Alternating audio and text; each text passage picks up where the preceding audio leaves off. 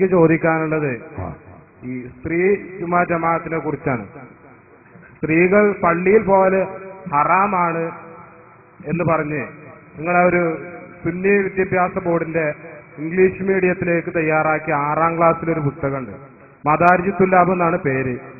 അതിലുണ്ട് സ്ത്രീകൾ പള്ളിയിലേക്ക് പോകൽ ഹറാമാകുന്നതിന് ഒരു റീസൺ ക്ഷമിക്കണം, ഇംഗ്ലീഷ് നിങ്ങൾക്ക് ഹറാമാണല്ലോ, അതുകൊണ്ട് മണർക്കാട് ഒക്കെ എഴുതി ഉണ്ടാക്കിയാണ്, അതുകൊണ്ട് ഇംഗ്ലീഷ് പറയുന്നത് ക്ഷമിക്കണം.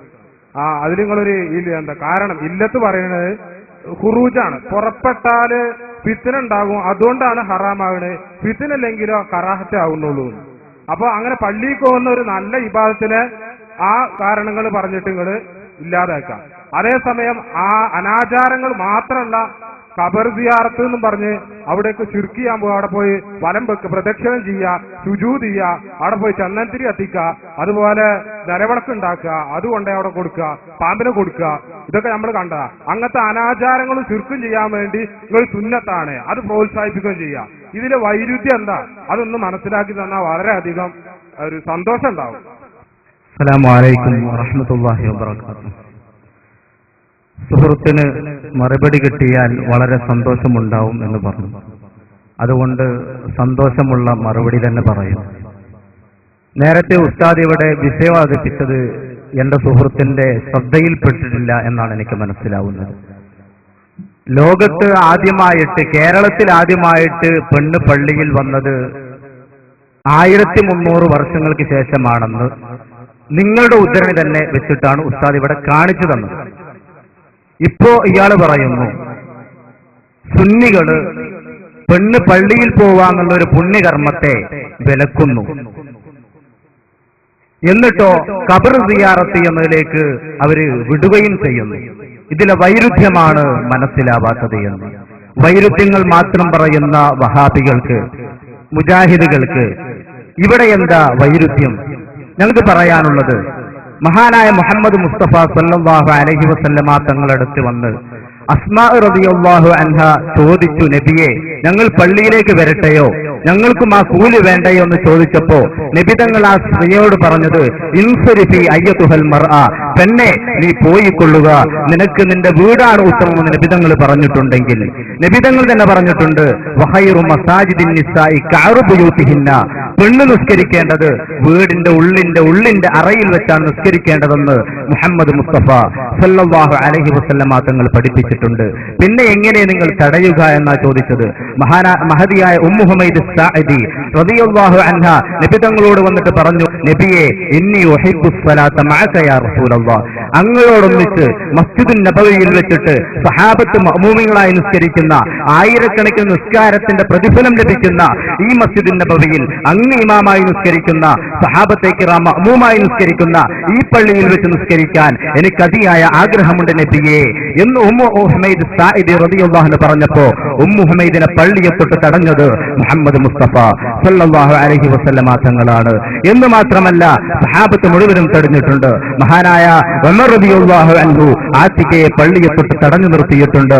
മഹാനായ ഇബ്നു ഉമർ റളിയല്ലാഹു അൻഹു പള്ളിയിലേക്ക് വന്ന സ്ത്രീകളെ അടിച്ചോടിച്ചിട്ടുണ്ട്.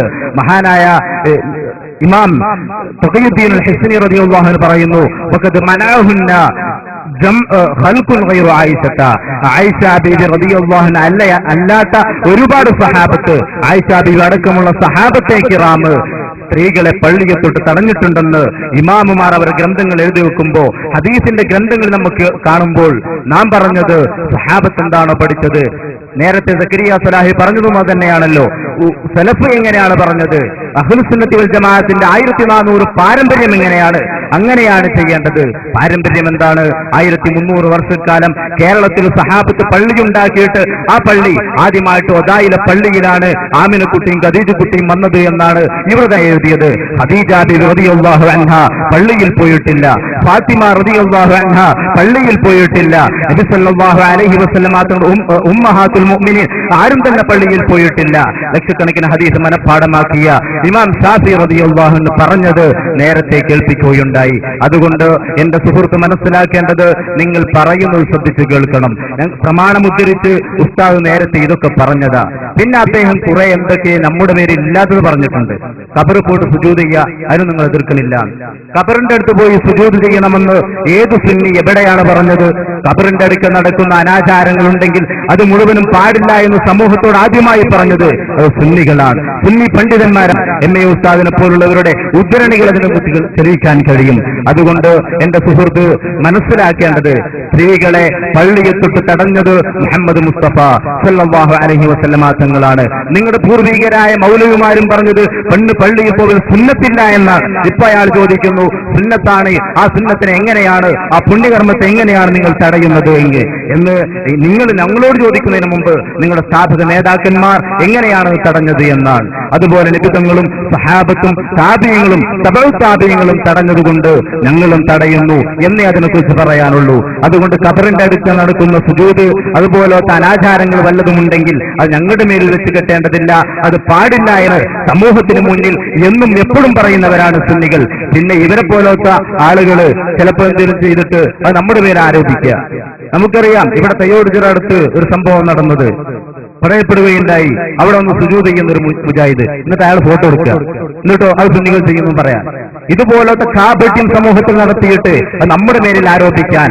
അതുകൊണ്ട് ഞങ്ങൾക്ക് പറയാനുള്ളത്, വല്ല സുജൂദും എവിടെയെങ്കിലും നടക്കുന്നുവെങ്കിൽ അത് പാടില്ല, അത് ചെയ്യൽ തെറ്റാണ് എന്ന് പറയുന്നവരാണ് ഞങ്ങൾ. അത് ഞങ്ങളുടെ മേൽ ആരോപിക്കേണ്ടതില്ല എന്നാണ് എന്റെ സുഹൃത്തിനോട് വിനയത്തിന്റെ ഭാഷയിൽ ഓർമ്മപ്പെടുത്താനുള്ളത്.